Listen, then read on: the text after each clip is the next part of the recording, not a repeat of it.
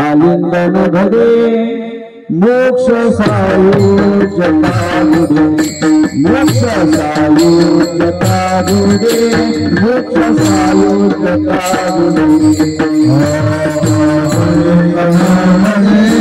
मोक्ष सायुज्यता गुडे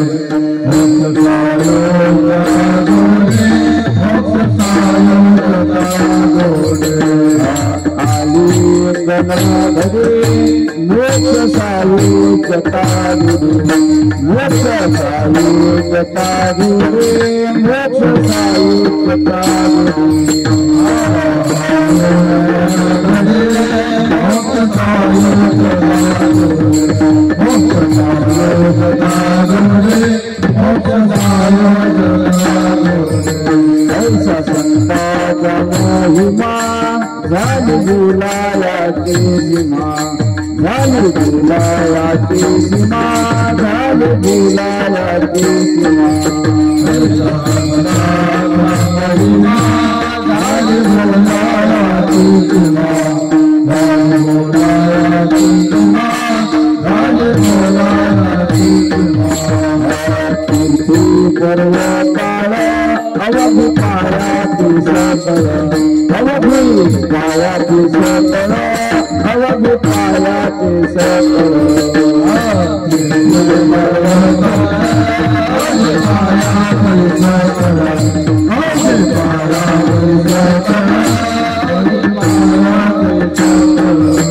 ऐसा संताचा महिमा झाली बुलायाची सीमा झाली बुलायाची सीमा झाली बुलायाची सीमा ऐसा संताचा महिमा झाली बुलायाची सीमा झाली बुलायाची सीमा झाली बुलायाची सीमा देवा शांतीला पाहू शिवा शांतीला पाहू शिवा शांतीला पाहू शांतीला पाहू शिवा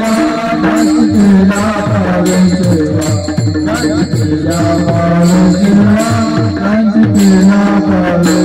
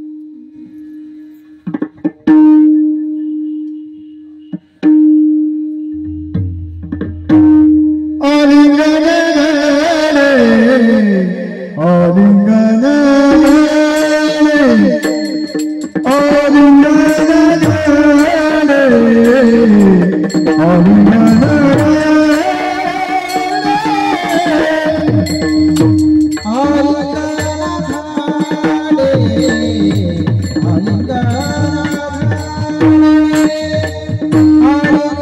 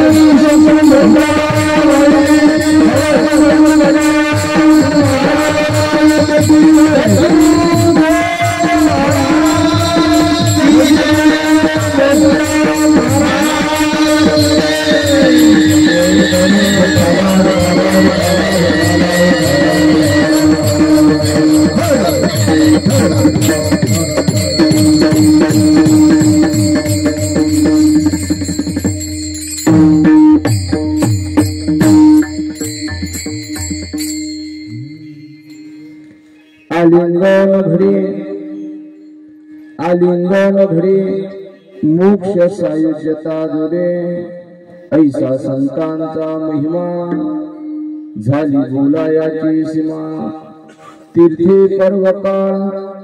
तीर्थी पर्वकाळ अवघी पाया ते सकळ ऐसा संतांचा महिमा झाली बोलायाची सीमा तुका म्हणे देवा त्यांची केल्या पावी सेवा ऐसा संतांचा महिमा झाली बोलायाची सीमा विठ्ठल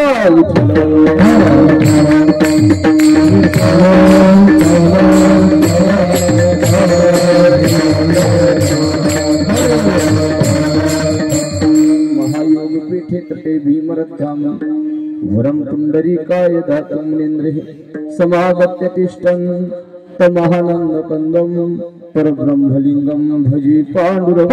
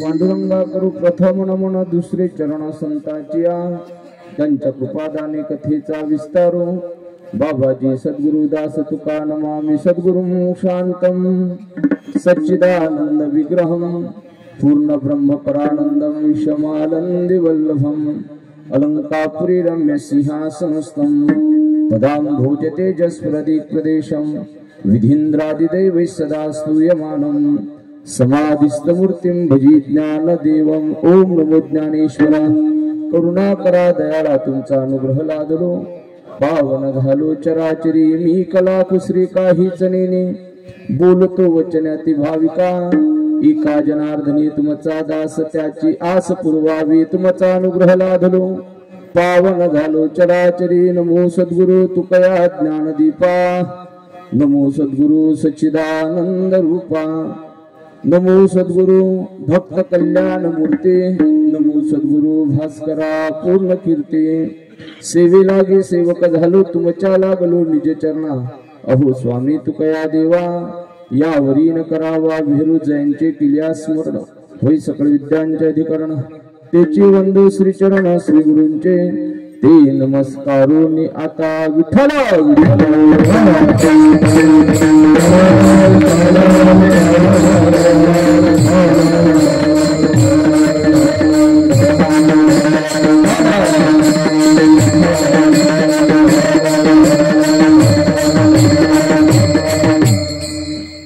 आलिंगन घडे मोक्ष सायुज्यता जुडे ऐसा संतांचा महिमा झाली बोलायाची सीमा प्रस्तुत कीर्तन रूपी सेवेकरता निवडलेला अभंग देहनिवासी श्रीमंत श्री जगद्गुरु तुकोबराय यांचा 4 चरणाचा असून या अभंगाच्या द्वारा जगद्गुरु तुकोबराय संत महंताचा अलौकिक असा महिमा प्रतिपादित करताय विठ्ठल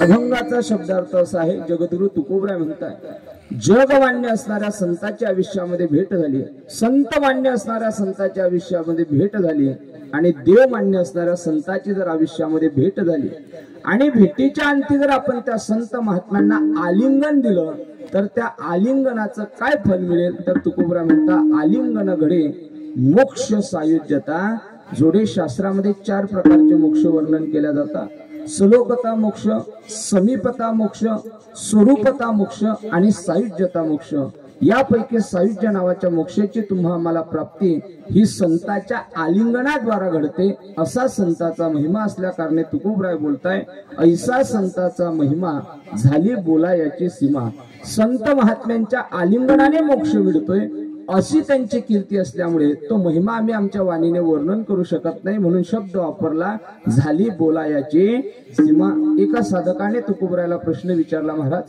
तुमच्यासारख्या अधिकार संपन्न संतांनी म्हणावं झाली बोलायाची सीमा मग आम्हा सर्वसामान्य समाजाला कळेल समजेल असा काहीतरी संतांचा महिमा वर्णन करा तेव्हा जगातील लोकांना कळणारा आणि समजणारा संतांचा महिमा तुकोबराय अभंगाच्या 3ऱ्या चरणामध्ये सांगताय की या जगामध्ये जेवढे काही तीर्थ आणि जगतामध्ये जेवढे काही पर्वकाळ आहे या सगळ्याच्या सगळे तीर्थ आणि पर्वकाळाचा लाभ जर आपल्याला कुठं प्राप्त होत असेल तर तो संतांच्या पायाजवळ होतो तीर्थे पर्वकाळ अवघी पायापे सकळ ऐसा संतांचा महिमा कळाला महाराज आम्हाला संतांचा महिमा मग त्या संतांची जर आम्ही आयुष्यामध्ये सेवा केली त्या सद्गुरूच्या आयुष्यामध्ये सेवा करण्याचं सौभाग्य आमच्या जीवनामध्ये प्राप्त झालं तर त्या संतांची सद्गुरूची सेवा आमच्या जीवनामध्ये काय फल देईल ते तरी सांगा त्याचं उत्तर तुकोबराय अभंगाच्या 4थ्या चरणामध्ये देताय तुका म्हणे देवा त्यांची केल्या पावे सेवा संतांची केलेली सेवा संतांची नाही तर संत महात्म्यांची केलेली सेवा भगवान पांडुरंग परमात्म्याला पावन होते ऐसा संतांचा महिमा झाली बोलायाची सीमा विठ्ठल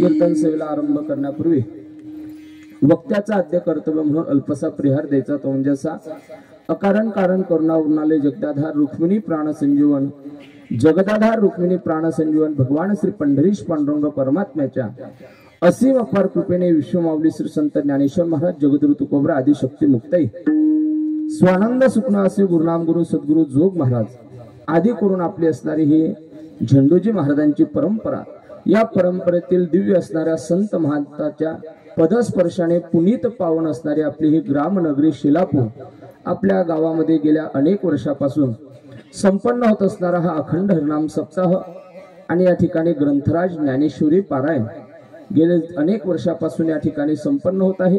या वर्षी सप्ताहाचं निमित्त श्री सद्गुरू मुकुंद महाराज प्रणित दिंडीचे श्री सद्गुरू वैकुंठवासी मोतीराम महाराज यांच्या 79व्या ब्रह्मनिर्वाण दिन सोहळ्यानिमित्त तसेच वारकरी संप्रदायाचा दैवत भगवान पंढरीश पांडुरंग परमात्मा आणि रुक्मिणी माता यांच्या 17व्या मूर्ती प्राण प्रतिष्ठा वर्धापन दिन सोहळ्यानिमित्त आणि आपले सर्वांचे गुरुस्थानी असणारे आदरणीय गुरुवर्य ब्रह्मलीन वासुदेवजी बाबा शिराढोणकर महाराजांच्या या द्वितीय पुण्यस्मरण सोहळ्यानिमित्त या ठिकाणी आयोजित अखंड हरिनाम सप्ताह ग्रंथराज ज्ञानेश्वरी पारायण आणि श्रीराम कथा या ठिकाणी श्रवण करत आहात।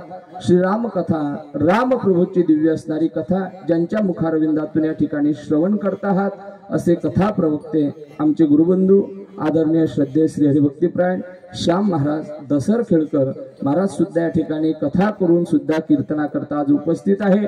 आज मृदंगा करता ज्यांची या ठिकाणी सुंदर अशी साथ आम्हाला आहे असे आमचे गुरुबंधू आदरणीय श्री हरिभक्तीपरायण सचिन महाराज ते सुद्धा या ठिकाणी उपस्थित आहे।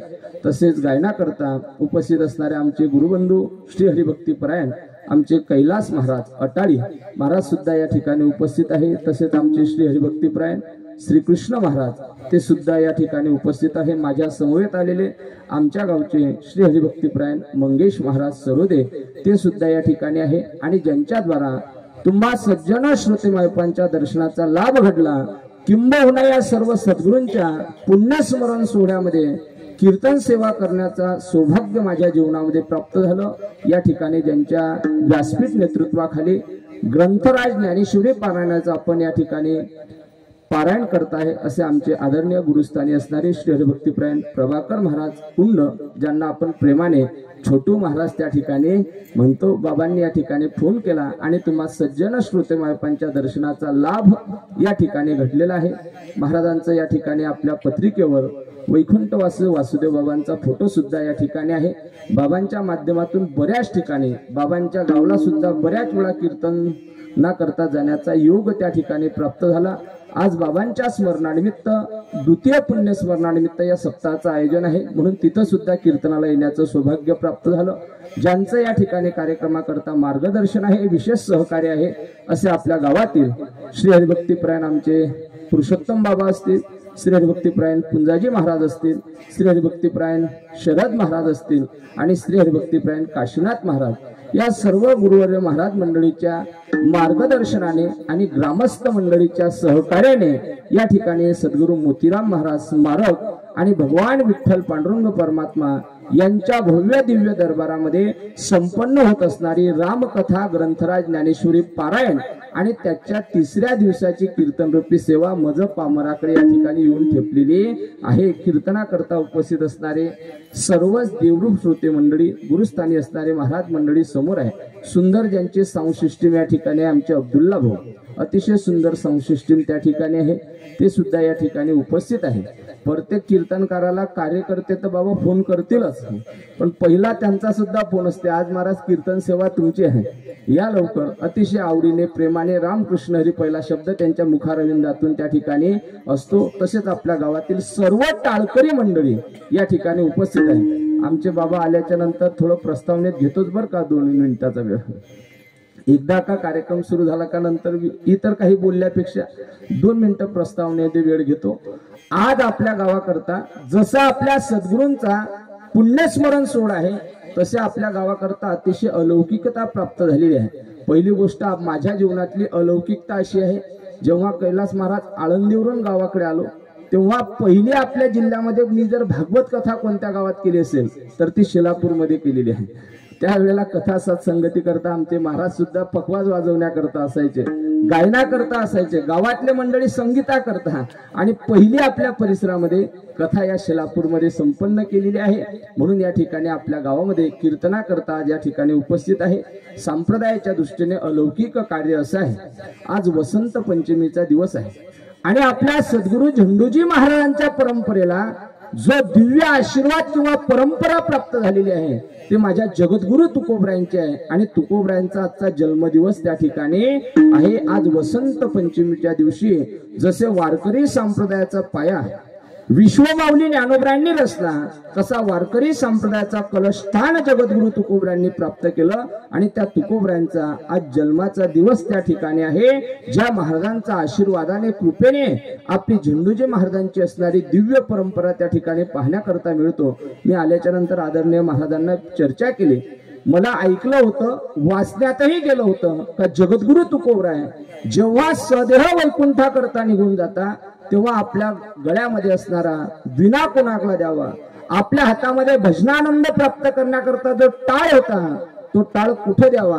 आजही तो टाळ आपल्याला देहू आणि आळंदी याच्या मध्यंतरी एक गाव आहे ज्या गावाचं नाव आहे चिखली. त्या चिखलीला जसं आपल्याकडे बुलढाणा जिल्ह्यातही चिखली आहे, घाटाच्या वरती एक चिखली आणि घाटाच्या खाली एक चिखली आहे. घाटाच्या खालच्या चिखलीला कोणती चिखली म्हटलं? सचिन महाराजच्या गावाजवळ.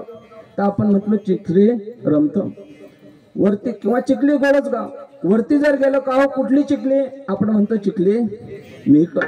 पण ज्या चिखली गावला माझ्या जगद्गुरु तुकोबरायचे टाळ प्राप्त झाले त्या गावाला चिखली म्हणता, पण पुण्यातली चिखली नाही, टाळगाव चिखली असं नाव त्या ठिकाणी आहे. म्हणजे बघा, साधूचा स्पर्श ज्या वस्तूला घडतो त्या वस्तूच्या नावाने गाव नाव लौकिकाला येत आहे. आणि जगतामध्ये सद्गुरु करता देवा करता आपण देवालय उभारतो, पण माझे जगद्गुरु तुकोबरायचे टाळ ज्या ठिकाणी पडले त्या टाळाकरता सुद्धा महाराज भव्य मंदिर आपल्याला चिखली गावात पाहण्याकरता मिळतंय. विठ्ठल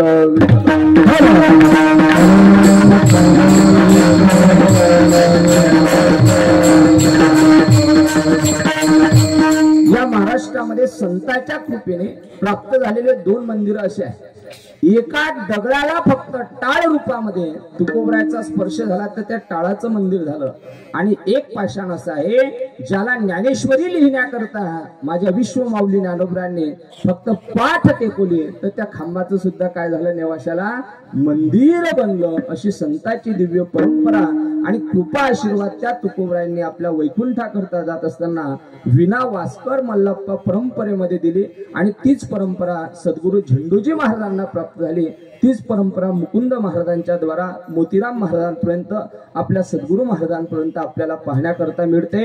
मला सांगायचा मुद्दा एवढा आहे, ज्या परंपरेची माळ आपल्या गळ्यामध्ये आहे, ज्या परंपरेला आपण स्वीकारलं ती परंपरा सामान्य नाही तर माझ्या जगद्गुरु तुकोबरायांपासून प्राप्त झालेली आहे. म्हणून खऱ्या अर्थाने वारकरी संप्रदायाचं भूषण आपण त्या ठिकाणी महाराज पताका तेवत ठेवतो याचा आपल्याला अंतकरणामध्ये आनंद असणं अत्यंत महत्वाचं आहे.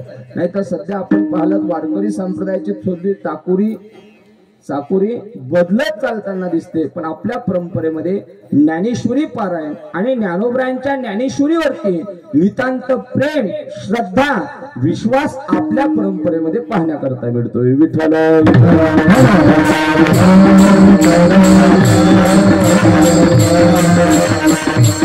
सर्व गुरुजनांच्या प्रातस्मरणीय मंडळींच्या पुण्यस्मरणानिमित्त असणारा हा अखंड हरनाम सप्ताह ग्रंथराज ज्ञानेश्वरी पारायण सप्ताहाचा तिसरा दिवस आहे बाबा.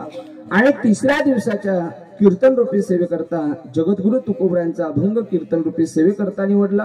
आणि तुकोबराच्या अभंगामध्ये संत महात्म्यांचा अलौकिक असा महिमा प्रतिपादित करताय. नीट लक्ष देऊ नये का? संत महात्म्याचा तुकोबरा अलौकिक स्वरूपाचा महिमा प्रतिपादित करताय.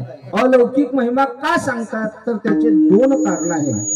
संताचा महिमा दोन प्रकाराचा असतो. एक लौकिक स्वरूपाचा असतो, तो दुसरा संताचा महिमा अलौकिक स्वरूपाचा असतो.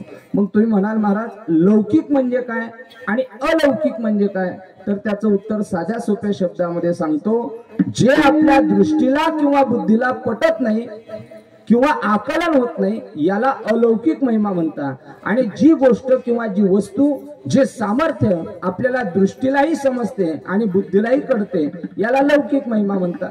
म्हणजे ज्ञानोबरायांनी महाराज भिंत चालवली, ही पाहण्याकरता अनेक लोक होते. समर्थ सद्गुरू गजानन महाराजांनी कोरड्या विहिरीला पाणी लावलं, ही पाहणारी बरीच मंडळी होती.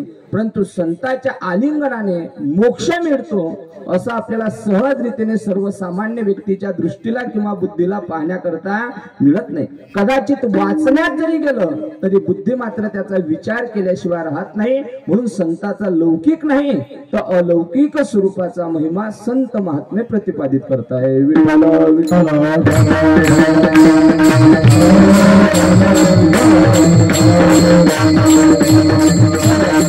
आज संताचाच उत्सव आहे म्हणून संताच्या बद्दल चिंतन करायचं आहे. संताचाच महिमा जगतामध्ये का टिकला जातो तो गुरुजी याचे दोन कारण सांगायचे. जगतामध्ये फक्त देवाचा महिमा टिकतो किंवा महाराज संत महात्म्यांचा महिमा टिकतो. तुमचा आमचा महिमा जर जगताला सांगितला तर जगताला आपला महिमा कळतही नाही आणि जगतामध्ये आपला संताचा किंवा आपला इतर वैयक्तिक जीवनाचा महिमा सांगितला तर तो टिकत सुद्धा नाही. काही लोकांचा महिमा असते महाराज, काहींचा महिमा 1 वर्षाकरता, काहीचा महिमा 2.5 वर्षाकरता आणि झालाच तर काहीचा महिमा 5 वर्षाकरता. त्याच्यापेक्षा जास्त कोणाचा महिमा समाजामध्ये टिकत नाही. पण आमच्या संताचा महिमा जगतामध्ये टिकला जातो. त्याला 3 कारण बाबा पाठामध्ये सांगायचे. पहिलं कारण अगतिकत्व, दुसरं अबाधित्व आणि तिसरं सप्रयोजनत्व. या 3 तत्वांनी युक्त ज्या व्यक्तीचं जीवन असते त्याला संत असं म्हटलं जाते. या 3 निकषाचा विचार करायचा, अभंगामध्ये प्रवेश करायचा आहे. पहिलं तत्व आपल्या पुढे प्रतिपादित केलंय. वरच्या गुंजाचा आवाज येतो नाही का? पहिलं तत्व आपल्या पुढे प्रतिपादित केलं अगतिकत्व. अगतिकत्व कशाला म्हणायचं? कधी न पाहिलेलं व्यक्ती, कधी न पाहिलेला जीवनचरित्र महिमा आपल्याला पाहण्याकरता मिळावा. जी व्यक्ती आपण पाहिली त्या व्यक्तीच्या जीवनाला कधी नाश नसावा याला म्हणता अबाधित्व. आणि तिसरी गोष्ट आहे सप्रयोजनत्व. जी व्यक्ती वस्तू कधीच नाश पावत नाही त्याचा आपल्या उद्धाराकरता काहीतरी उपयोग असला पाहिजे याला म्हणायचं सप्रयोजनत्व. असे 3 तत्व ज्यांच्या जीवनाला लागू पडतात त्यांचं जीवनाने युक्त असणारे संत आहे. आणि अशा संताचा महिमा तुकोबरा आजच्या अभंगामध्ये प्रतिपादित करताय. विठ्ठल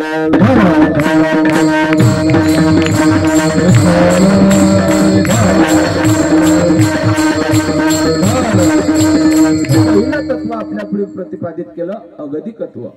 न पाहिलेली व्यक्ती किंवा वस्तू पाहण्याकरता मिळावी अशा बऱ्याच वस्तू आहे, अशा बऱ्याच व्यक्ती आहे का त्या एकदा पाहिल्या का पुन्हा पाहाव्याशा वाटत नाही.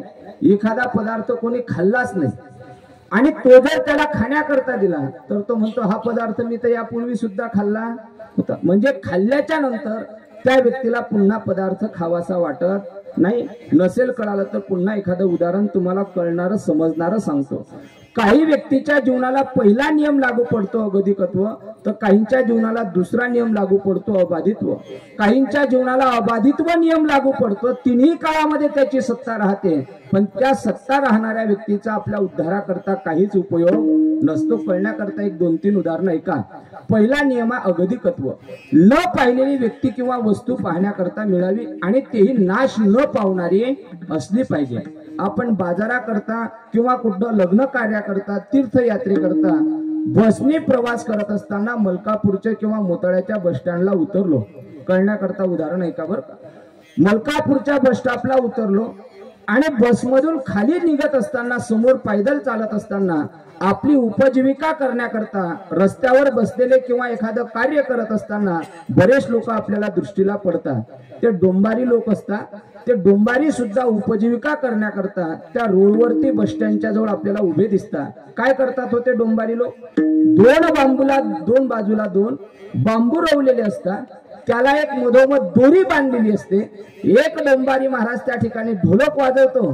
त्याची आई त्या ठिकाणी बाजूला उभी असते आणि लहानसं 2-4 वर्षाचं पोरग त्या दोरीहून चालवताना आपल्याला दिसते. मला खरं सांगा, आपण कितीही महत्वाचं काम असू द्या, एखाद्या सप्ताहाच्या कीर्तनाकरता जाणं असू द्या, कथेकरता जाणं असू द्या, वारीच्या मुक्ताईच्या वारी करता जाणं असू द्या, कितीही महत्वाचं काम असू द्या, 2 मिनिटाकरता का होईना बाबा आपण तो खेळ पाहण्याकरता थांबतो का?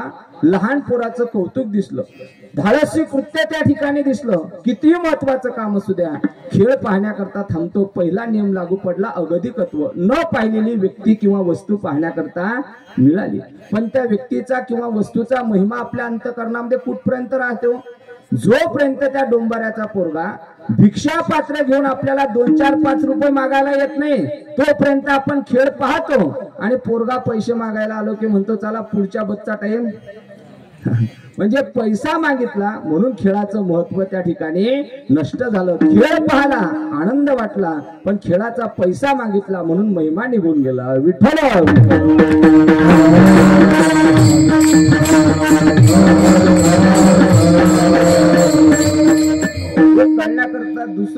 कळण्याकरता एक दुसरं उदाहरण आहे का. पहिलं अगतिकत्व, डोंबाऱ्याचं उदाहरण, अबाधित्व. आता याच्याकरता दुसरा नियम. एक हिमालय नावाचा पर्वत आहे. महाराजजींच्या संगतीमध्ये आपण 4 धाम यात्रा केली असेल, गंगोत्री, यमुनेत्री, केदारनाथ, बद्रीनाथ. त्या ठिकाणी गेल्याच्या नंतर आपल्याला हिमालय नावाचा पर्वत पाहण्याकरता मिळतो. का हो महाराज, हिमालय पाहिल्याच्या नंतर जसा डोंबाऱ्याचा खेळ पाहिल्यानंतर मनातला आनंद निघून गेला तसा आनंद निघून जाते का. हिमालयासारखं सौंदर्य जगाच्या पाठीवर कुठंच नाही. एकदा का हिमालय पर्वताच्या उंच कळा पाहिल्या, नैसर्गिक सौंदर्य पाहिलं का मरेपर्यंत माणसाच्या अंतःकरणामध्ये ते सौंदर्य साठवून राहतं. न पाहिलेला हिमालय पाहण्याकरता मिळाला. मग महाराज जसा खेळ नाशाला गेला तसा हिमालय नाशाला जातो का. देव म्हणतात 10व्या अध्यायामध्ये तो नाशाला सुद्धा जात नाही. हिमालय माझ्या स्वरूपापासून तयार झाला, कालही होता, आजही आहे आणि अंतकाळाच्या वेळेला सुद्धा राहणार. म्हणजे खेळासारखा नाशाला सुद्धा जाणार नाही. पण ज्ञानोबरायला विचारा, ज्या ज्ञानेश्वरीचा आपण पारायण करतो, आज 3रा दिवस आहे, मला असं वाटते 11व्या 12व्या अध्यायापर्यंत नाही, 9 आला ना, 12व्या अध्यायापर्यंत. 12व्या अध्यायामध्ये ज्ञानोबरायला विचारा, माऊली या हिमालय पर्वताचा आमच्या उद्धाराकरता काही उपयोग आहे का. ज्ञानोबराय म्हणता, बाबा न पाहिलेला हिमालय पाहण्याकरता मिळतो, कधी नाशालाही जाणारा नाही. पण तुम्ही जर उद्धाराचं जर जबाबदारी विचारत असताल तर हिमालय पर्वत आपल्या ठिकाणचं पाप नष्ट करते. पण त्या माणसाचं पाप जर जास्त असेल तर त्याला तो विनाशाला सुद्धा घेऊन जातो. ज्ञानोबरायचे 750 वर्षापूर्वीचे काय शब्द आहे का. हिमवंतू दोष खाये परी जीवित्वाची हानी होय. 2024च्या घटना ऐकतो. केदारनाथ करता गेलेले भाविक, हजारो भाविक त्या ठिकाणी काय झाले, मृत्यूच्या सामोरे गेले. महाराज आपण 2024 ऐकतो, पण 725 वर्षापूर्वी ज्ञानोबरायांनी ज्ञानेश्वरीमध्ये वर्णन केलं. हिमालय पर्वत पाप नष्ट करते, पण पाप घालवण्याकरता जाणाऱ्याचं पाप जर जास्त असलं तर परी जीवित्वाची हानी होय. माणसाला मरणाला सुद्धा त्या ठिकाणी सामोरे जावं लागतंय. म्हणून खऱ्या अर्थाने तो हिमालय आमच्या उद्धाराकरता कारण आहे असं काही म्हणता येणार नाही. विठ्ठल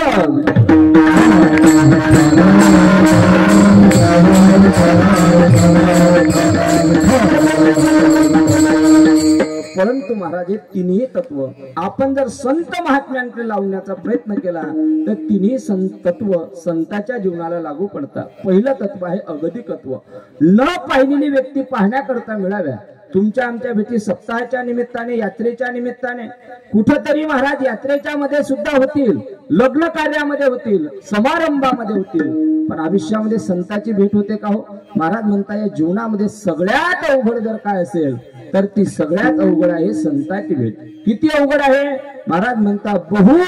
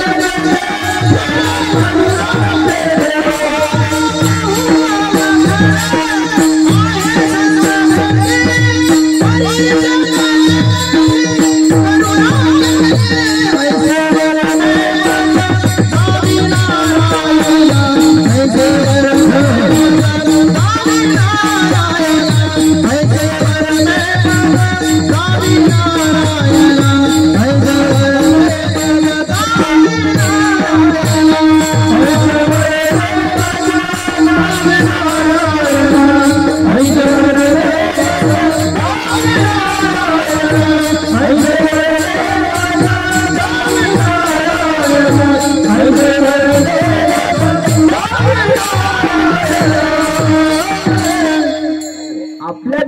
सामान्य आहे, आपल्या भेटी सहज आहे, पण संतांची भेट मात्र कशी आहे, अवघड आहे. अवघड, कठीण शब्द नाही वापरला बर का. कठीण म्हणजे सायास करून सुद्धा कदाचित संतांची भेट झाली असती नसती, पण अवघड शब्द याच्याकरता तुकोबरांनी वापरला. काहीतरी साधना केल्यानंतर संतांची भेट निश्चित आयुष्यामध्ये होणार.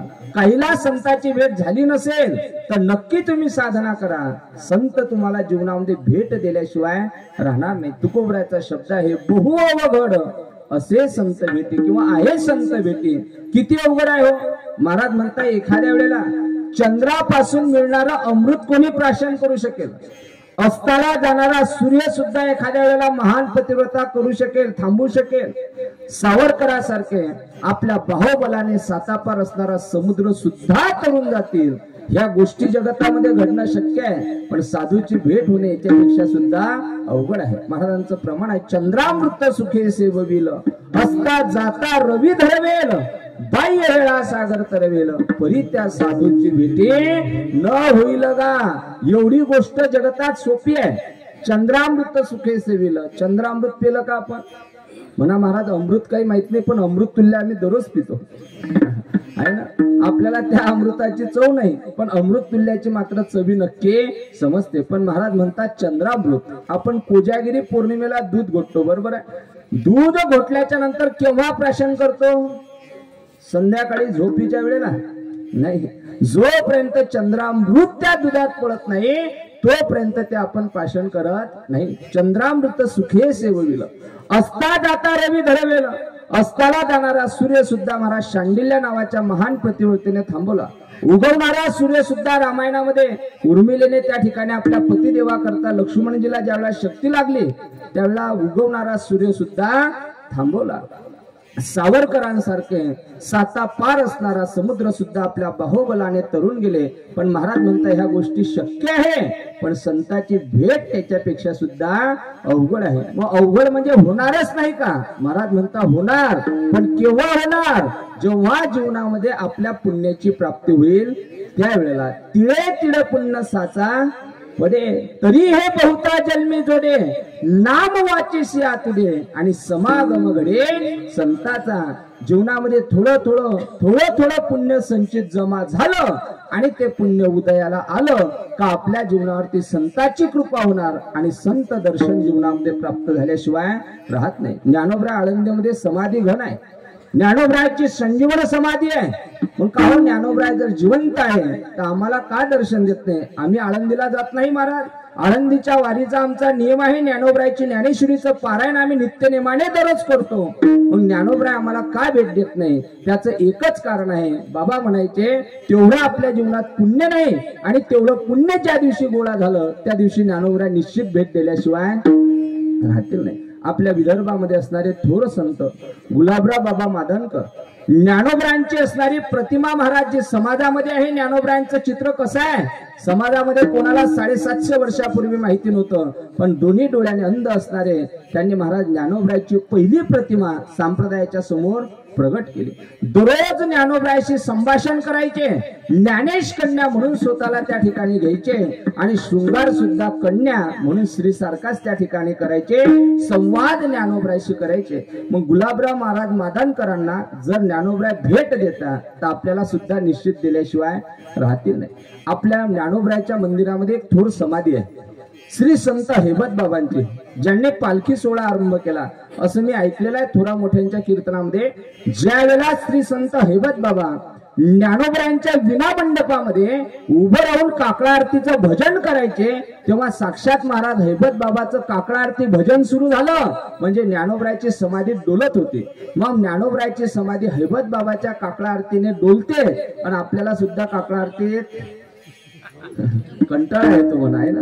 महाराज त्या ठिकाणी समाधी डोलायचे म्हणजे त्या संतांना जर भेट देता तर त्यांचं तेवढं पुण्य आहे. मला सांगायचा मुद्दा एवढा, तेवढं पुण्य आपल्या जीवनामध्ये प्राप्त करा.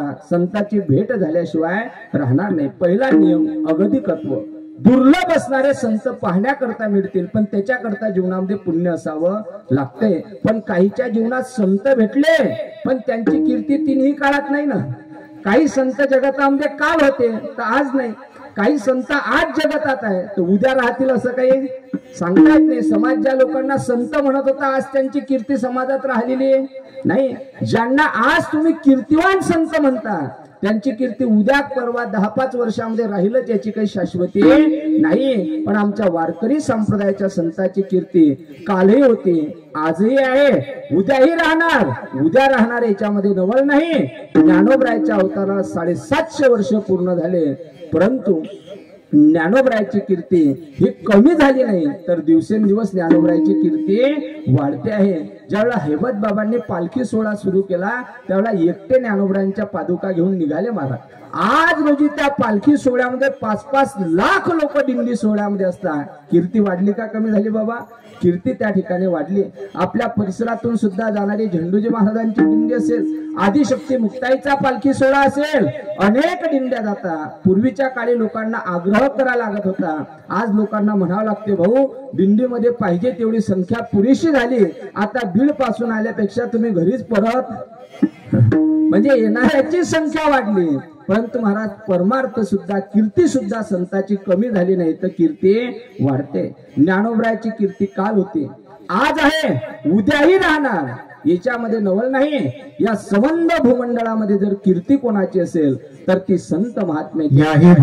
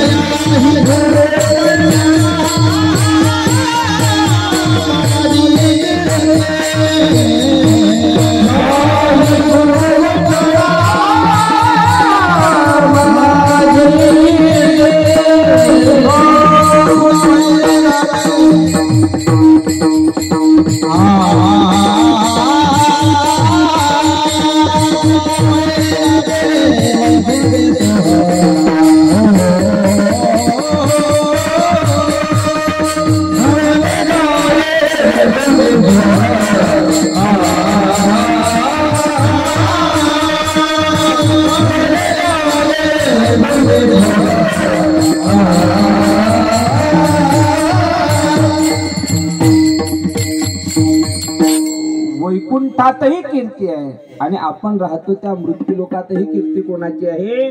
संत महात्म्यांची आहे. तुका म्हणे गाजे वैकुंठी सोहळा आणि याही भूमंडळा माझी कीर्ती. या भूमंडळात मृत्यू लोकात साधूची कीर्ती आहे, संताची कीर्ती आहे. तुम्ही आपण पसरवतो याच्यामध्ये नवल नाही. आमचे बाबा एक वाक्य बोलायचे की बाबा आपण सद्गुरूची पुण्यतिथी साजरी केली म्हणून सद्गुरू मोठे होता असं नाही.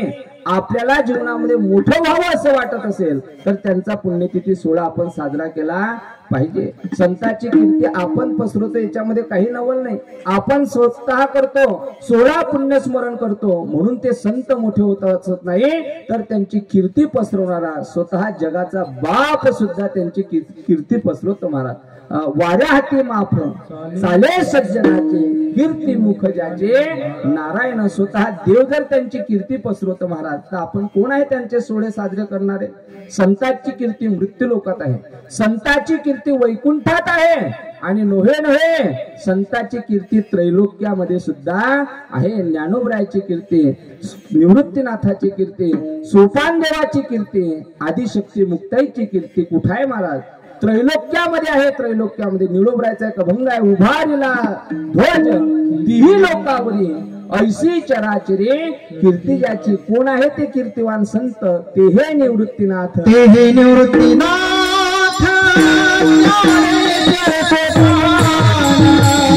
ते हे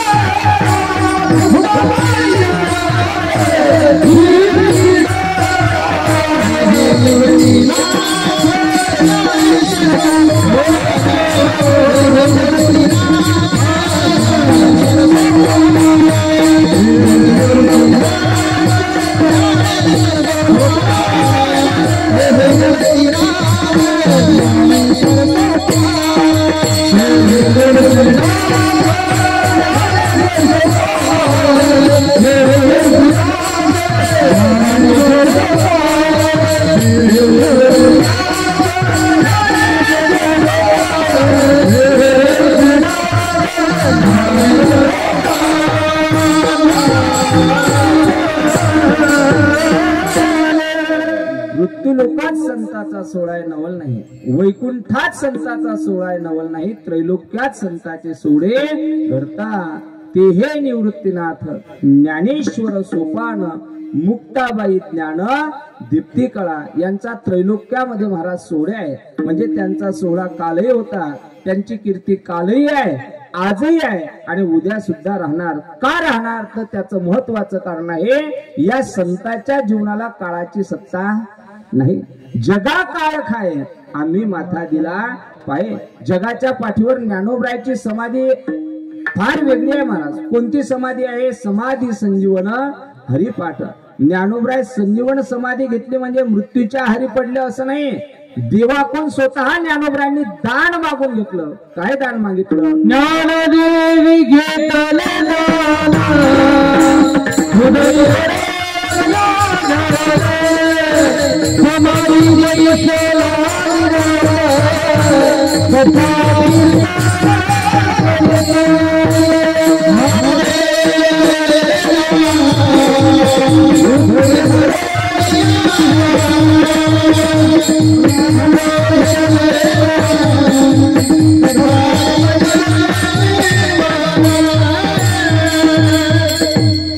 ज्ञानदेवी घेतले दान हृदयी धरमिया ध्यान समाधी बैसला निर्वाण कथा कीर्तन करीत होते. ज्ञानोबराय आजही समाधी घन आहे, समाधीमध्ये आहे आणि भजन पूजन कीर्तन त्या ठिकाणी करता आहे. अजूनही संजीवन समाधी ज्ञानोबरायची आहे. काळाची सत्ता त्यांच्या जीवनावर चालत नाही. ज्ञानोबरायची कीर्ती कशी आहे? वेद बोलताय, श्रुती बोलताय, यावत चंद्र दिवा करू जववरी चंद्र सूर्य तववरी कीर्ती घटस्थिरू. असं जर कीर्ती कोणाची असेल तर ते ज्ञानोबराय आदी सकल संत महात्म्यांची त्या ठिकाणी आहे. संतांच्या जीवनावर काळाची सत्ता चालत नाही महाराज. एक उदाहरण आपल्या परंपरेमध्ये फार सुंदर सांगितले जाते. पैठण निवासी नाथ महाराज आपलं अलौकिक कार्य संपलं म्हणून अवतार कार्य संपवण्याची इच्छा केली. नाथ महाराज मृत्यूच्या समोर गेले, पंचतत्वामध्ये आपलं शरीर विलीन केलं आणि नाथांची अंतयात्रा गावातून निघाली. कोणत्या? पैठणमधून. पैठणमधून निघाली. पण एक प्रसंग असा घडला, ज्या दिवशी नाथ महाराज मरण पावले त्या दिवशी त्या गावामध्ये एका मुलीचं लग्न झालं होतं आणि ती मुलगी पहिल्यांदा सासरला नांदण्याकरता निघाली. मुलीची बोलवण करण्याकरता तिची आई सुद्धा गावच्या वेशीपर्यंत आली आणि एका बाजूने नाथ महाराजांची अंतयात्रा सुद्धा आली आणि अंतयात्रा वेशीच्या जवळ आल्यानंतर 2 मिनिटाकरता ठेवली जाते. कशा करता? विसाव्या करता. विसाव्या करता नाथांची अंतयात्रा ठेवली आणि वेशीपर्यंत ती आई मुलीला बोलवण करण्याकरता आली. आईने पाहिलं माझी मुलगी पहिल्यांदा सासरला नांदण्याकरता निघाली आणि माझ्या मुलीच्या जीवनात अपशकुन घडला. प्रेत यात्रा त्या ठिकाणी आळवी गेली म्हणून मरण पावलेल्या नाथांना शिव्या द्यायला सुरुवात केली. कोणी? त्या मुलीच्या आईने. लेकुराचे हित वाहे आईचं अंतकरण होतं. नाथ महाराजांना शिव्या द्यायला सुरुवात केली. त्या शिव्या नाथ महाराजांनी ऐकल्या आणि नाथ महाराज म्हणता, मावशी तुझी मुलगी आज सासरला नांदायला जाऊ दे, माझं मरण मी पुन्हा केव्हा बघेन. कुठलं सांगतो मी? नाथांचं सांगतो, आपल्या गावचं नाही. आणि असं जर आपल्या गावात घडलं तर आपण काय म्हणतात, नाथासारखा जिवंत झाला. आपल्यावरती काळाची सत्ता त्या ठिकाणी. पुन्हा नाथ महाराजांनी एक दिवस निवडला. पुन्हा नाथ महाराज पंचतत्वात विलीन झाले. सर्व आपतेष्ट गोळा झाले. नाथांची अंत्ययात्रा निघाली. गावातले जे भावबंदकीचे लोक होते ते चर्चा करू लागले, बाबा एवढा स्वतःला शांती ब्रह्म म्हणून घेत होता आणि शेवटी खांद्यावर जावं लागलं कोणाच्या? नाथ महाराज म्हटले, ठेवा प्रेत यात्रा खाली ठेवा, मला तुमच्याही खांद्यावर जायचं नाही. आणि नंतर महाराज षष्टीचा दिवस उजाडला आणि नाथ महाराज स्वतः महाराज त्या ठिकाणी जल तत्वामध्ये विलीन झाले. म्हणजे काळाची सत्ता संत महात्म्यावरती चालत नाही. संत महात्मे काळावरती सत्ता त्या ठिकाणी गाजवता. संताची कीर्ती कालही होती, आजही आहे आणि उद्या सुद्धा राहणार. अबाधित जीवन संताचं आहे, साधूचं आहे, सद्गुरूचं आहे, आपल्या गुरुजीचं त्या ठिकाणी आहे. आणि महत्वाचा मुद्दा सप्रयोजनत्व. त्यांचं मृत्यू लोकांमध्ये येणं कशा करता आहे? आपला उद्धार करण्याकरताच जे मृत्यू लोकात अवतारित झाले असतात त्यांना संत त्या ठिकाणी म्हणता, मज हृदयी सद्गुरु जेने तारिलो हा संसार पुरू. आपल्याला दुस्तर भवसागर तारून जायचं असेल आणि तारून नेणारा जर जीवनामध्ये कोण असेल तर ते आपले सद्गुरू आहे. आणि सद्गुरू स्वरूप संत आहे महाराज. ज्ञानोबाचा एक प्रसिद्ध अभंग आहे, सद्गुरूला का शरण जावं, तेच का उद्धरून येता. तर ज्ञानोबराय म्हणतात, सद्गुरु वाचनी संसारी तारक नसेची निष्ठंक आन कोणी कोण, इंद्र चंद्र देव ब्रह्मादी करुणी संशयाची श्रीनी. महाराज त्यांचा सुद्धा उद्धार आपल्या जीवनात घडला नाही. संतच आपला उद्धार करू शकता. ब्रह्ममूर्ती संत जगी अवतरले आणि उद्धाराया आले दिनजरा. अनेक प्रमाण देतात.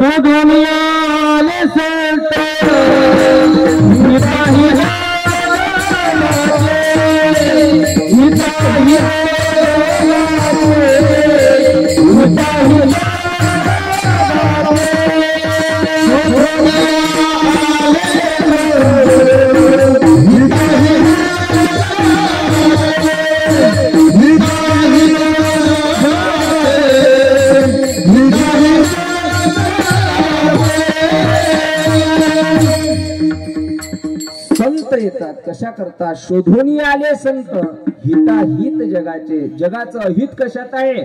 जगाचं हित कशात आहे हे संत शोधता आणि नंतर आपल्याला उद्धारा करता घेऊन जाता. कारण उद्धार करणारे जर कोण असतील तर महाराज म्हणता, उद्धार करणारे फक्त जगतामध्ये संत आहे. तुकोबराचा एक अभंग आहे, उद्धारासी ठाव नाही भाग्यहीना विन्मुख चरणा संताच्या.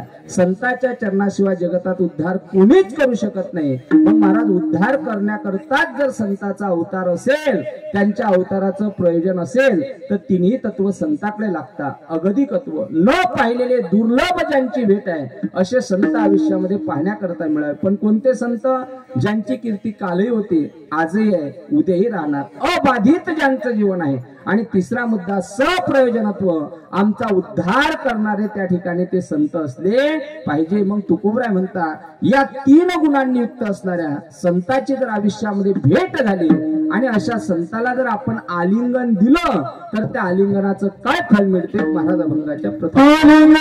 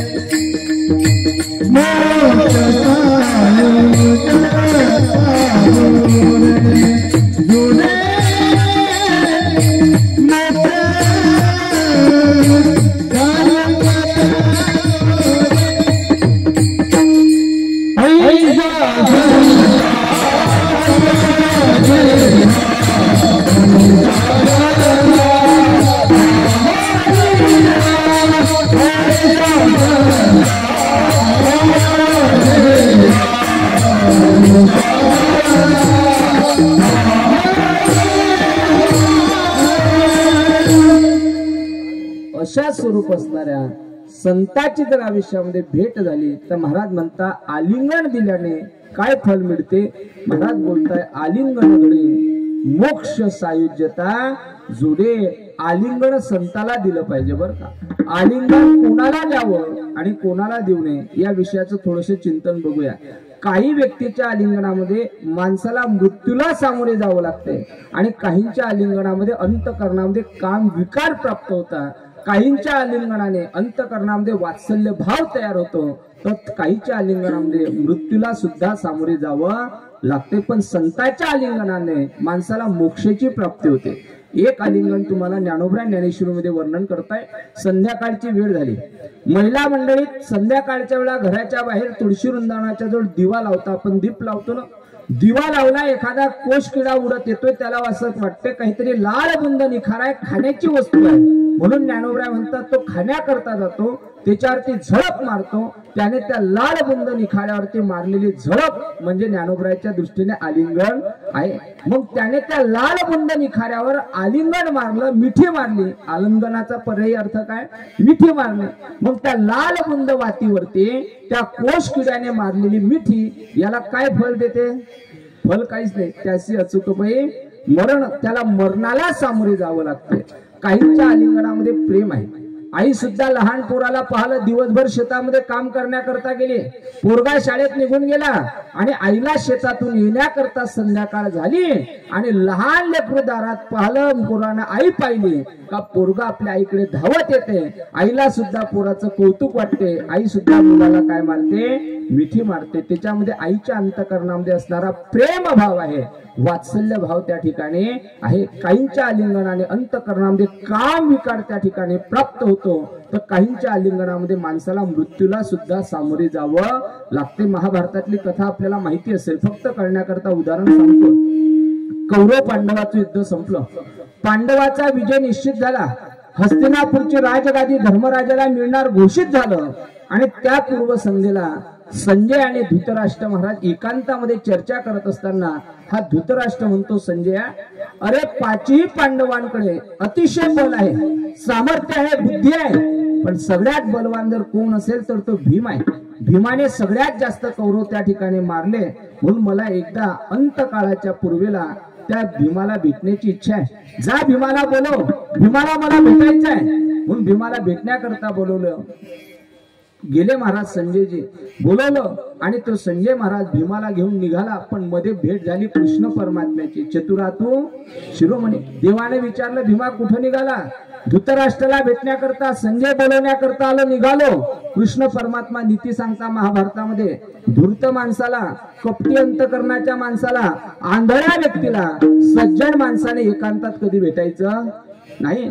भगवान परमात्म्याने नीती सांगितली पण भीमाला समजत नाही. भीम म्हणतो देवा 18 दिवस तुमचं ऐकलं म्हणून विजय आमचा प्राप्त झाला.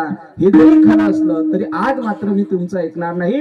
अरे मुलं मरण पावले, पश्चाताप धृतराष्ट्र करतो म्हणून मला भेटण्याकरता बोलवलं. देव म्हणतात तरी सुद्धा जाऊ नको. एक काम कर. राज्य आपलं आहे, सैनिक आपला आहे, कोशाग्रह भांडारघर सर्व आपलं आहे, सैनिक सुद्धा आपला आहे. आपल्या कोशाग्रहामध्ये तुझ्याच आकाराचा दिसणारा, तुझ्याच आकाराचा असणारा एक भरीव लोखंडाचा पुतळा आहे. धृतराष्ट्राला दिसत नाही, दोन्ही डोळ्याने आंधळा आहे. त्याच्या समोर म्हणून उभा कर, पुतळ्याच्या बाजूला उभा राहा आणि तू त्या धृतराष्ट्राशी चर्चा कर, संवाद कर. काय म्हणणं आहे ते तरी पाय. कारण देवाला सर्व माहिती होतं महाराज. न सांगता तुम्हा कळू येते अंतर. देवाला न सांगता जगातलं सर्व कळते. भगवान परमात्म्याने सांगितलं. भीमाला पटलं आणि भीमाने महाराज आपल्या आकाराची असणारी लोखंडाची मूर्ती धृतराष्ट्राच्या राजसिंहासनाच्या समोर नेऊन उभी केली. राजसिंहासनाच्या समोर नेऊन उभी केली. धृतराष्ट्र भीमाच्या आवाजाच्या दिशेने आला आणि महाराज भीमाला म्हणतो भीमा अरे मला तुला मिठी मारावीसे वाटते, तुला हृदयाला धरावं असं वाटतंय. आणि महाराज भीम दादा बाजूला झाले. समोर पुतळा ठेवला आणि जसा तो धृतराष्ट्र 100 पोरं मरण पावल्याचं दुःख अंतःकरणामध्ये धारण करतो आणि भीमाला कळकळून मिठी मारतो त्यावेळेला महाराज भीमाचा असणारा लोखंडी पुतळा पण त्याचा काय झाला चुरा त्या ठिकाणी झाला. चुरा. कदाचित साक्षात भीम असतात तर भीमाला मरणाला सुद्धा सामोरे जावं लागलं असतं. म्हणून काही व्यक्तींना आलिंगन देऊच नाही आणि काहीला आलिंगन दिल्याशिवाय राहू नये. पैकी आलिंगन कोणाला द्यावं तर तुकोबराय म्हणतात संताला द्यावं. आलिंगन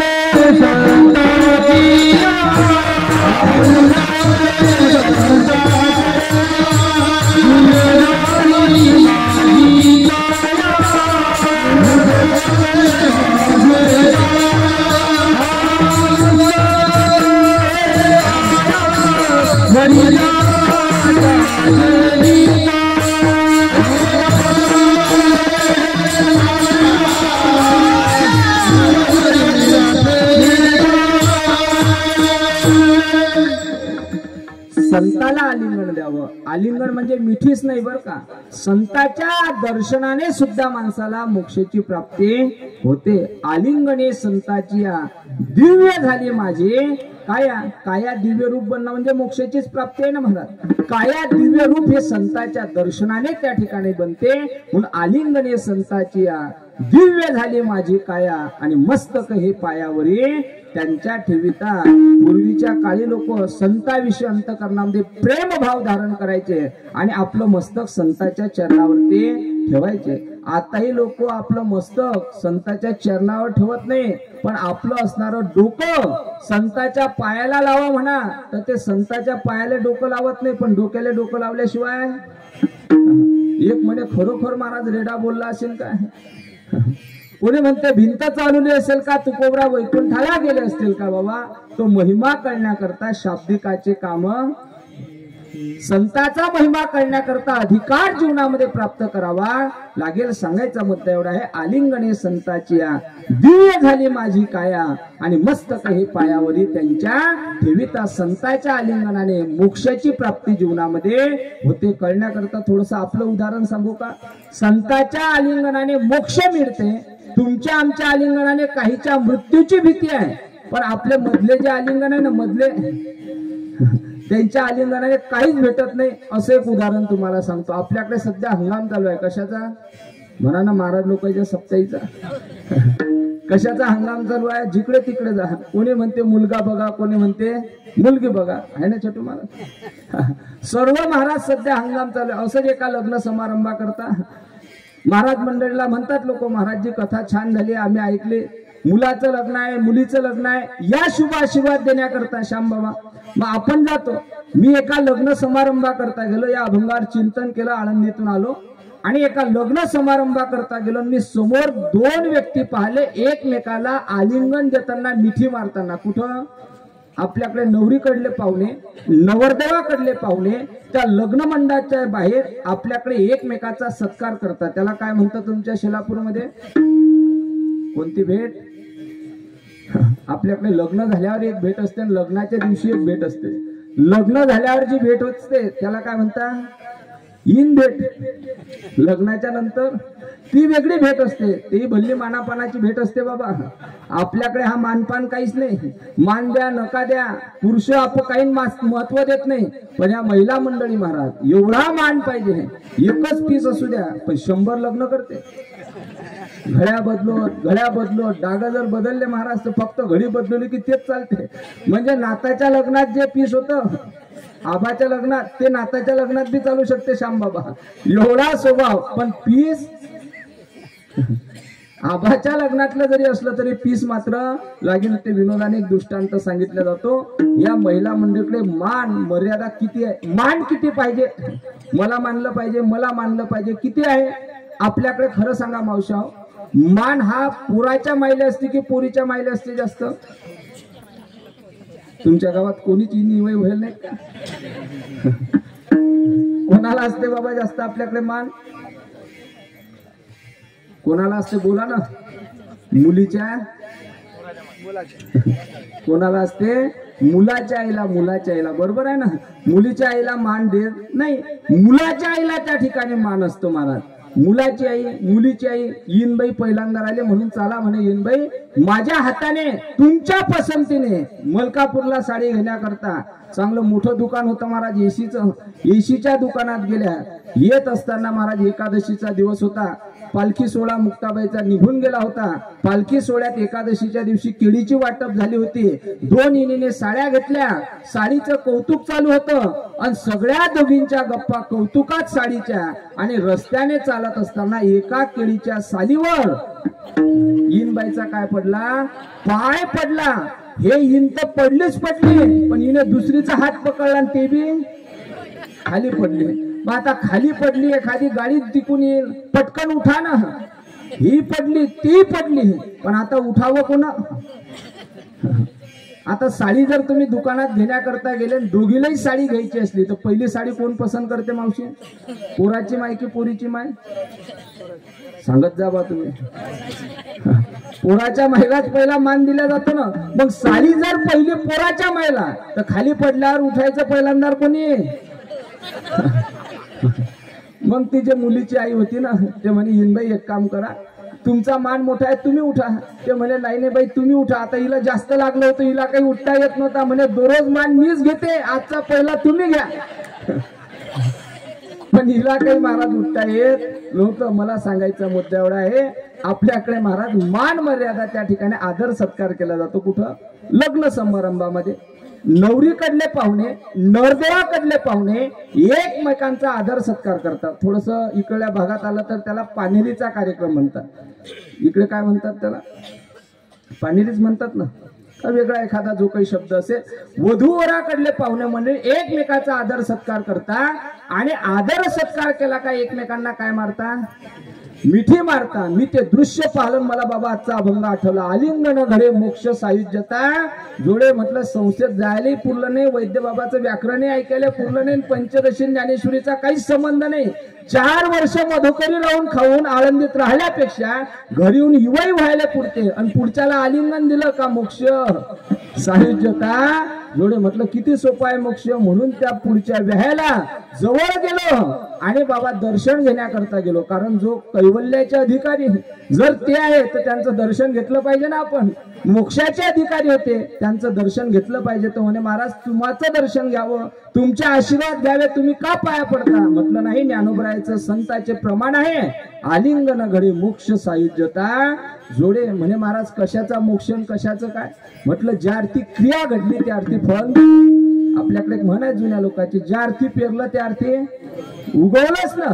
कमी जास्त अधिक उगवेल, पण उगवणं मात्र नक्की आहे. म्हटलं ज्या अर्थी आलिंगन घडलं त्या अर्थी फळ नक्की आहे. म्हटलं मोक्ष नाही मग पुण्य भेटलं असेल? म्हणे महाराज मोक्षही नाही, पुण्यही नाही, पापही नाही, पण म्हटलं नक्की सांगा काय फल भेटलं?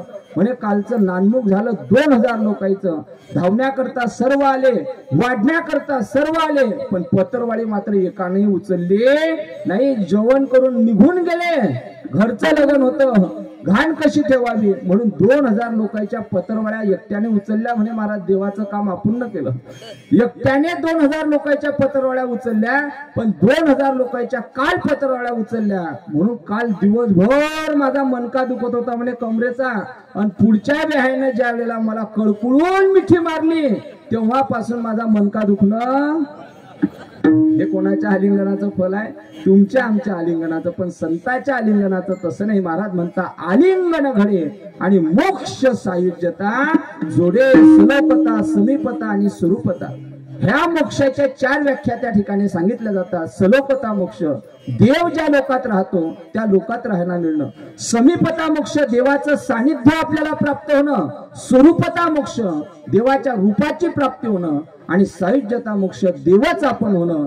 जो सायुज्य नावाचा मोक्ष भगवान गोपाल कृष्णाने पुतना मावशी करता त्या ठिकाणी दिला, तो मोक्ष तुम्हा आम्हाला संतांच्या आलिंगनाने प्राप्त होतो.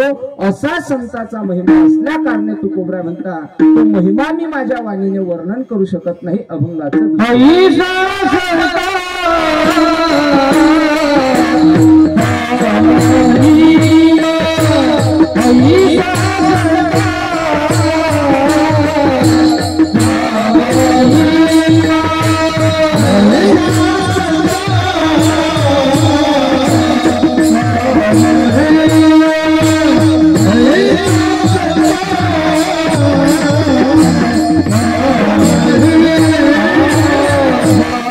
Oh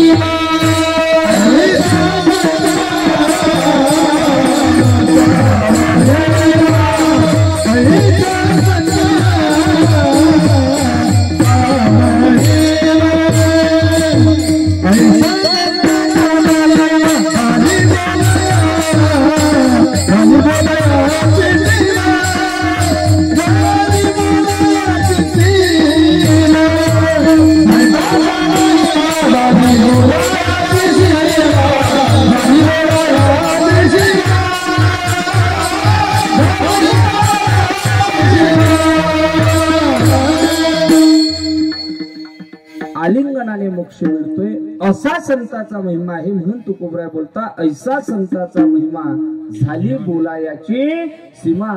उलट महाराजांना विचारा ऐसा म्हणजे कैसा, ऐसा म्हणजे कैसा संताचा महिमा. तर संताचं चरित्र वाचल्याने आपल्याला संताचा एक 2-4 प्रकारचा महिमा पाहण्याकरता मिळतो. काही ठिकाणी संताच्या नामाचा महिमा पाहण्याकरता मिळतो, काही ठिकाणी संताच्या गुणाचा महिमा पाहण्याकरता मिळतो, तर काही ठिकाणी संत महात्म्यांनी केलेले जे चमत्कार असतात, ज्याला आपल्याकडे लीला चरित्र म्हणतात, ते चमत्कार महिमे संताचे पाहण्याकरता मिळतात. पहिला संताच्या नामाचा महिमा आहे. काय आहे हो संताच्या नामचिंतनाचा महिमा? महाराज म्हणतात जसं देवाच्या नावाने पुण्याची प्राप्ती होते, तशी संताच्या नावाने सुद्धा काय मिळते? पुण्यवंत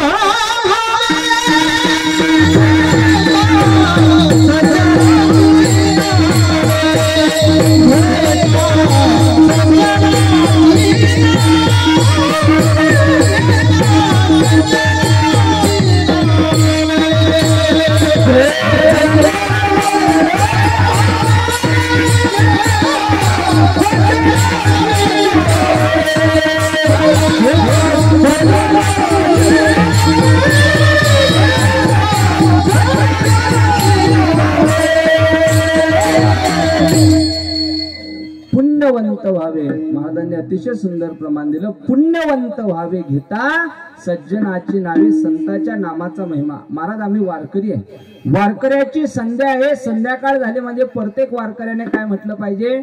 हरिपाठ म्हटला पाहिजे. हरिपाठ मुखाने गायला पाहिजे. आपला देह पवित्र होतो. हरिपाठ कीर्ती मुखे जरी गाय पवित्राची होय. फक्त आपला देह पवित्र होतो असं नाही, आपल्या स्वर्गात पितरांना सुद्धा महाराज मोक्षाची प्राप्ती हरिपाठाच्या द्वारा त्या ठिकाणी घडत असते. आम्ही त्या हरिपाठाच्या प्रत्येक अभंगाच्या शेवट चरण झालं का ध्रुवपद म्हणतो. हरिमुखे म्हणा, हरिमुखे म्हणा, पुण्याची गणना कोण करे. महाराज देवाच्या नावाने पुण्य मिळते. मग महाराजांनी प्रमाण दिलं संताच्याही नावाने पुण्य मिळते. पण आम्ही हरिपाठ झाला आणि गुरु परंपरेचे अभंग लागले का आम्ही एक अभंग म्हणतो. विठ्ठल म्हणता हरले पाप पदरी आले. म्हणजे देवाच्या नावानं पापही हरण होते आणि पुण्याची सुद्धा प्राप्ती होते. मग देवाच्या नावाने पुण्यही मिळते आणि पापही जाते. मग संताच्या नावाने फक्त पुण्यच मिळते का? पुण्यवंत व्हावे घेता सज्जनाची नावे. महाराज म्हणतात जसं देवाच्या नावाने पुण्यही मिळते, पापही जाते, तसं संताच्या नावाने पुण्यही मिळते आणि पापही जाते. त्याच अभंगाचं शेवटचं म्हणे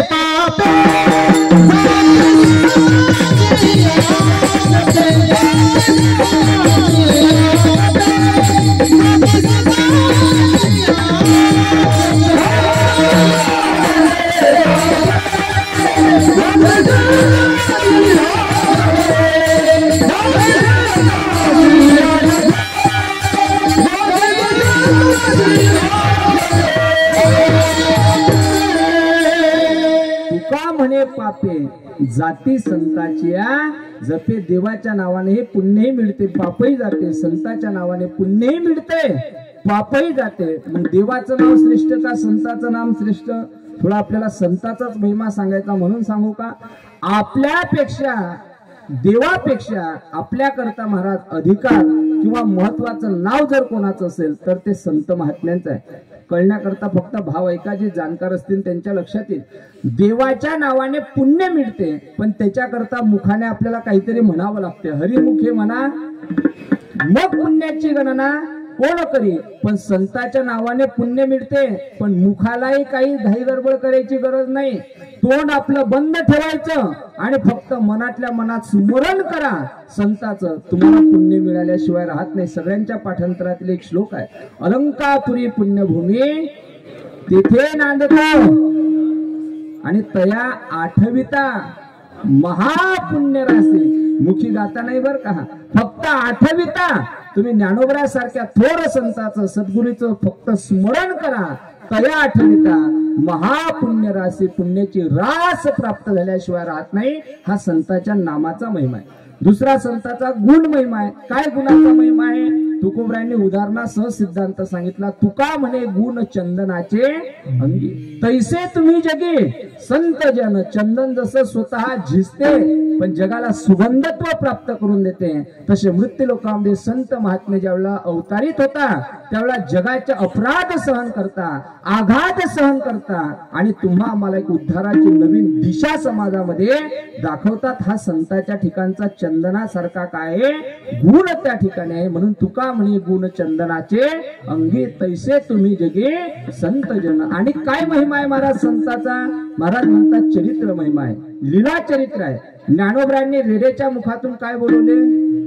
वेद बोलवले। रेड्याच्या मुखातून वेद बोलवले। आता लोक म्हणतात महाराज नास्तिक लोक, रेड्याच्या मुखातून कुठे वेद बोलवत असता का? याच्याकरता ज्ञानोबरायांनी थोडस अनेक सुधारणा केली। रेडा नाही बाबा, रेडे काही लोक म्हणतात ना, आडनाव वेगवेगळे आहेत लोकांचे। काही लोक म्हणतात रेडे आडनावाच्या माणसाच्या तोंडून काय बोलवले असतील? वेद बोलवले असतील। पण ज्ञानोबरायांनी त्याच्यात सुधारणा केली, म्हैसी पुत्रा मुखी बोलावणे। आता म्हशीचा पुत्र म्हणजे कोण? आपला मावत भाऊ का मामू? कोण म्हटलं जाते महाराज त्याला? म्हशीचा पुत्र म्हणजे ज्याचा जन्म म्हशीच्या उतरून झाला तो कोण? म्हैसी पुत्र। मग आता म्हशीचा पुत्र किती हुशार आहे? हुशार किती आहे महाराज? तुम्ही सर्कस पाहिली का? सर्कशीमध्ये सर्व प्राणी आपल्याला पाहण्याकरता मिळतात, पण कोण रेडा पाहिला का सर्कशीत? का हो, सर्कशीवाल्याला वाघाला शिकवणं सोपं आहे, बिबट्याला शिकवणं सोपं आहे, अस्वलाला शिकवणं सोपं आहे।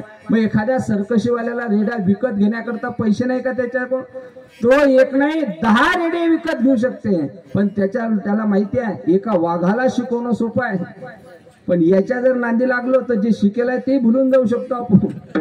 म्हणून तो त्याच्या नादाला लागत नाही। तुम्ही रोडनं चाला, प्रवास करा, एखादी जर ते म्हशीचा तबेला जर निघाला महाराज आणि त्याच्यात जर हे एखादे महाशय असले तर तो गाडीवाला टरकावाला हॉर्न वाजू वाजू त्या गाडीवाल्याचा हॉर्न फुटायची वेळ येते, पण भाऊसाहेब काही रस्ता देत। शेवटी त्या ड्रायव्हरच्या शेजारी किन्नर बसलेला असते कंडक्टर, तो उतरते, हातामध्ये मोठा रॉड घेते, त्याला टामी म्हणता आपल्याकडे, ते घेते एक जोराची त्याला मारते। मग याने जोराची मारली का हा पाठीमागे वळून पाहते, काहीतरी आहे वाटते।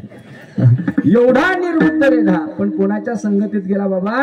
ज्ञानोबरायाच्या संगतीत गेला, तर त्याच्या मुखातून सुद्धा वेद त्या ठिकाणी वर्णन केल्या गेले, वदवल्या गेले। अशी संतांची कृपा त्या ठिकाणी आहे, म्हणून हा संताचा महिमा आहे। असे अनेक प्रकारचे संतांचे महिमे आहे। म्हणून तुकोबराय म्हणता ऐसा संताचा महिमा झाली बोलायाची सीमा। पण महाराज आम्हाला समजणारा महिमा सांगा, जगाला समजणारा महिमा तुकोबराय अभंगाच्या 3ऱ्या तीर्थे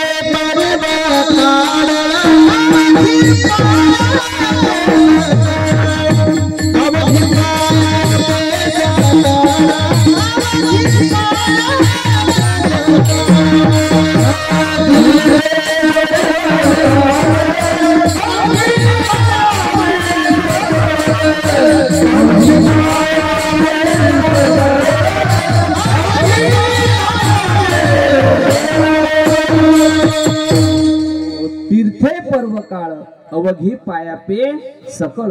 तीर्थे अवघी पायापे सकळ आणि पर्वकाळ अवघी पायापे सकळ संतांच्या आहेत, असं तुकोबरायचं म्हणणं आहे। कोणते तीर्थ आहे आणि कोणते पर्वकाळ आहे? पहिल्यांदा तीर्थाचा विचार करा। तीर्थ सुद्धा महाराज आपल्याला पाहण्याकरता मिळतात. सध्या एका तीर्थाची संबंध जगतामध्ये कीर्ती चालू आहे. तुम्ही पेपर वाचा, टीव्ही वाचा, सोशल मीडियाचा वापर करा, एकच तीर्थ पाहण्याकरता मिळते, तीर्थराज प्रयागराज. ज्या ठिकाणी गंगा यमुना सरस्वतीचा काय आहे संगम त्या ठिकाणी आहे ना महाराज. त्या संगमाची कीर्ती मग ज्ञानोबा ज्ञानेश्वरीच्या 6व्या अध्यायामध्ये तीर्थाचे 2 प्रकार वर्णन करून सांगता. एक चितरूपी तीर्थ आहे आणि दुसरं भौमरूपी तीर्थ आहे. विठ्ठल बाबा घुले अतिशय सुंदर चिंतन ज्ञानेश्वरी सांगायचे. जगतामध्ये वाहणाऱ्या ज्या नद्या आहेत गंगा यमुना सरस्वती भीमा भामा आपल्या परिसरात तापी पूर्णा या ज्या वाहणाऱ्या नद्या आहे भूमीवरून याला भौमरूपी तीर्थ म्हणायचं आणि संताला चितरूपी तीर्थ त्या ठिकाणी म्हणायचं. मग या 2 तीर्थामध्ये फरक काय आहे महाराज? या भूमीवरून वाहणाऱ्या तीर्थामध्ये स्नान माणसाने केलं का माणसाच्या जीवनातलं पाप नष्ट होते. पण आयुष्यामध्ये पापच होऊ नये किंवा पाप करण्याची वृत्तीच आपल्या अंतःकरणामध्ये निर्माण होऊ नये असं तीर्थ जर कोण असेल तर ते संतरूपी तीर्थ आहे. आपल्याकडे महाराज आयुष्यामध्ये पाप केलेलं नष्ट व्हावं असं वाटते का पुन्हा आयुष्यामध्ये पापच करण्याची बुद्धी होऊ नये असं आपल्याला वाटते? काय वाटते तुम्हाला? कीर्तन संपलं पाहिजे असं वाटते का? नेमकं काय वाटतं ते तरी सांगा. आपल्याला नसेल कळाला, आपण शेतकरी वर्ग आहे, शेतकरी कुटुंबामध्ये राहणार आहे. कळण्याकरता एक उदाहरण सांगतो. आता सरकार स्थापन झालं, त्यांनी सांगितलं आम्ही शेतकऱ्याला काय देणार आहे कर्जमाफी देणार आहे. मला सांगा एखाद्याचं 10-5 वर्षाचं कर्ज असेल आणि ते कर्ज जर सरकारने माफ केलं बाबा तर त्याला हरीफ होते का दुःख होते? आनंद वाटते का दुःख वाटते? आनंद वाटते. माझा प्रश्न आहे सरकारने कर्जमाफी केली त्या माणसाला आनंद वाटते. पण मला पुढचा प्रश्न असा विचारायचा आहे सरकारने कर्जमाफी केली त्याचा आनंद त्या व्यक्तीला वाटतो का परत तेवढंच कर्ज आपल्याला पुन्हा भेटते त्याचा आनंद जास्त वाटते? पुरुष मंडळी कर्जमाफी केली त्याचा आनंदच आहे पण कर्ज तेवढं माफ होऊन पुन्हा तेवढं कर्ज भेटते त्याचा अधिक काय होते आपल्याला आनंद होते. कळण्याकरता उदाहरण आहे का सरकारने केलेली कर्जमाफी हे गंगेत केलेली आंघोळ आहे. तुम्ही कर्जमाफी मुक्त झाले पण तुम्हाला पुन्हा गावाकडे गेले आणि पाप जर केलं तर तुम्ही पापाने पुन्हा महाराज अंतःकरण तुमचं गादल्याशिवाय राहणार नाही. अंतःकरणामध्ये दोष प्राप्त झाल्याशिवाय राहणार नाही. पण तुम्ही जगातल्या संत रूपी तीर्थाकडे जा. तुमची एकदा का कर्जमाफी केली का संत म्हणतात तुम्ही परत कर्जबाजारीच होणार नाही अशी योजना आम्ही अंमलात आणल्याशिवाय राहणार नाही. असे तीर्थरूपी जर कोण असतील तर ते संत महात्मे आहे. जयाचे नाव तीर्थराव. तीर्थाचे राजे जर जगतामध्ये कोण असतील ज्ञानोबा म्हणतात तर ते संत महात्मे त्या ठिकाणी आहे. म्हणून तीर्थे अवघी पायापे सकळ. आणि दुसरा शब्द आहे पर्वकाळ. अवघी पायापे सकळ. कोणते पर्वकाळ आहे? काही पर्वकाळ 60 वर्षानंतर येतात. वैकुंठवासी निवृत्ती बाबा वक्ते यांच्या सानिध्यामध्ये 2006 आम्ही चतुर्मासाला असताना बाबांनी सांगितलं होतं या कालखंडामध्ये चालू असणारा हा पर्वकाळ आहे. हा पर्वकाळ कपिला षष्ठीचा पर्वकाळ आहे. कपिला षष्ठी महापर्वकाळ हा 60 वर्षानंतर विशिष्ट येणारा पर्वकाळ आहे. जसं प्रत्येक क्षेत्रामध्ये 12 वर्षानंतर कुंभमेळा येतो, दर 3 वर्षानंतर कुंभमेळा भरतो. पण सध्या असणारा हा पर्वकाळ कुंभाचा महापर्वकाळ आहे. 125 वर्षानंतर प्राप्त झालेला महापर्वकाळ आहे. तशी कपिला षष्ठी दरवर्षी येते पण महाकपिला षष्ठी योग हा 60 वर्षानंतर आयुष्यामध्ये प्राप्त होतो. काहीच्या जीवनात तो येतच नाही. काय येत नाही? तेवढं जीवनच जगल्या जात नाही म्हणून आपल्या जीवनात प्राप्त होत नाही. 12 वर्षानंतर येणारा पर्वकाळ आहे ज्याला आपण सिंहस्थ पर्वणी म्हणतो. कुंभमेळा त्या ठिकाणी म्हणतो. त्याच्यामध्ये सुद्धा स्नान माणसाच्या जीवनात घडलं पाहिजे. हा पर्वकाळ आहे. काही पर्वकाळ महाराज वर्षामध्ये 24 वेळा येतात. आमचे महाराज मंडळी सोडून काही पर्वकाळ वर्षामध्ये 24 वेळा येतात. कोणते? झोपले का तुम्ही? का चहा ठेवायचा सांगू संस्थानला? काही पर्वकाळ वर्षामध्ये 24 वेळा येतात. 24 वेळा. कोणते पर्वकाळ? जो जिकीन त्याला चांदीचं नाणं नाही बरं. एकादशी पर्वकाळ नाही बाबा. मुद्दाम त्याच्याच करता मला सांगायचं होतं म्हणून मुद्दाम विचारलं तुम्हाला. एकादशी हा वारकऱ्यांचा पर्वकाळ नाही. एकादशी हा वारकऱ्यांचा व्रत आहे. अभंग महाराजांचा काय आम्हा व्रत एकादशी. एकादशी हा वारकऱ्यांचा व्रत आहे आणि पर्वकाळ द्वादशी आहे.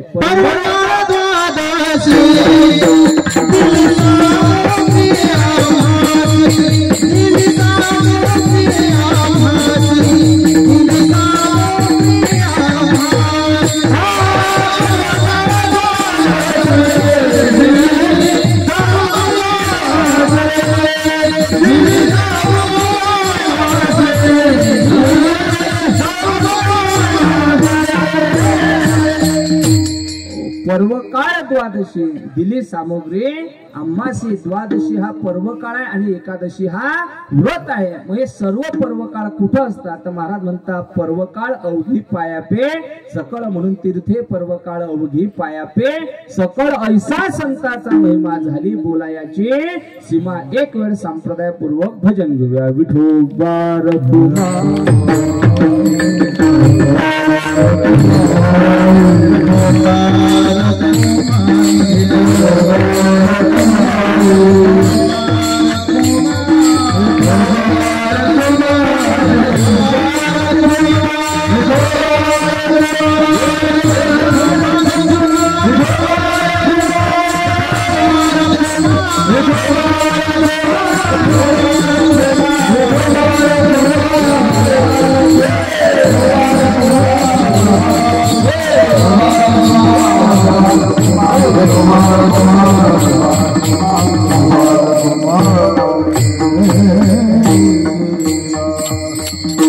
आलिंगन घडे मोक्ष साहित्यता जुडे ऐसा संताचा महिमा झाली बोलायाची सीमा. जगातले तीर्थ संताच्या पायाजवळ आहे, तीर्थ संताच्या चरणाच्या जवळ आहे आणि त्यांना आलिंगनाने मोक्षाची प्राप्ती होते.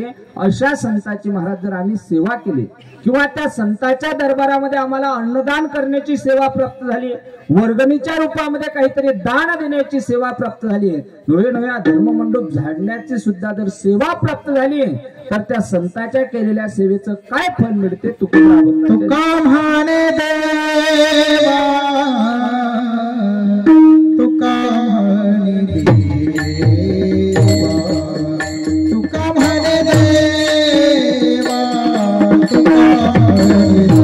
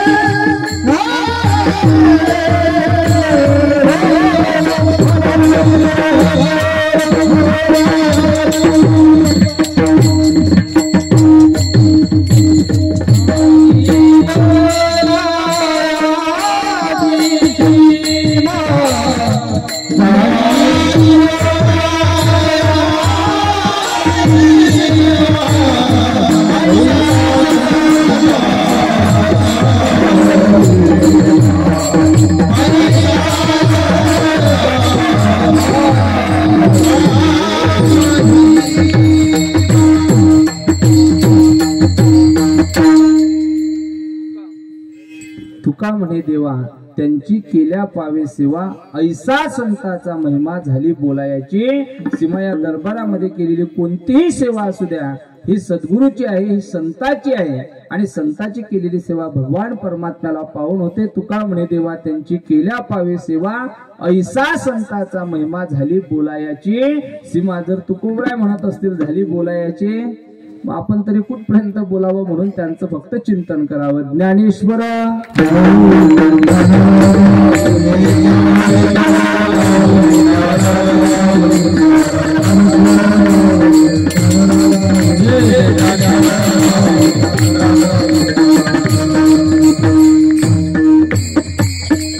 झालेली कीर्तन रूपी सेवा भगवान पंढरीश पांडुरंग परमात्मा सद्गुरुनाथ स्वानंद सुखनाशी सद्गुरु जोग महाराज वारकरी शिक्षण संस्थेतील सर्व गुरुनांच्या चरणी समर्पित करून या ठिकाणी सेवेला विराम, या ठिकाणी दर्शनाचा आणि कीर्तन सेवेचा लाभ आपल्या कार्यक्रमाचे मार्गदर्शक व्यासपीठ चालक आदरणीय आमचे गुरुस्थानी असणारे प्रभाकर बाबा यांच्याद्वारा तुम्हा सज्जन श्रोतेमापांच्या दर्शनाचा लाभ या ठिकाणी प्राप्त झाला. आमचे सर्व गुरुबंधू महाराज मंडळी ज्यांच्या मुखारविंदातून रामकथा श्रवण करता असे आमचे परमस्नेह आदरणीय श्री हरिभक्तीपरायण श्याम महाराज, आदरणीय सचिन महाराज, आमचे आदरणीय कैलास महाराज, श्रीकृष्ण महाराज वाकोत, आमचे मंगेश महाराज, सर्व महाराज मंडळी, तुम्ही देवरूप श्रोते मंडळी, सर्व गावातील टाळकरी मंडळी, आमचे चंद्रपूरहून आपल्या गावचे वास्तव्य असणारे शंकर पाटील असतील, उत्तम पाटील असतील, ते सुद्धा चंद्रपूरला असतात. पण योगायोग या ठिकाणी आले, त्यांची भेट झाली. जसं मी पुरा 2 मिनिटं थोडे जास्तच झाले, शेलापूरला पहिली कथा केली, तसं त्यांच्या आपल्या गावचे चंद्रपूरला वास्तव्याला आहे, त्यांच्याकडे सुद्धा सातत्याने 3 वर्ष चंद्रपूरला त्या ठिकाणी आम्ही भागवत कथेचं आयोजन त्या ठिकाणी केलं होतं. ती मंडळी सुद्धा उपस्थित आहे. तुम्ही देवरूप श्रोते मंडळी सर्वांच्या चरणार्थी नतमस्तक होऊन या ठिकाणी सेवेला विराम. विठ्ठल जय जय.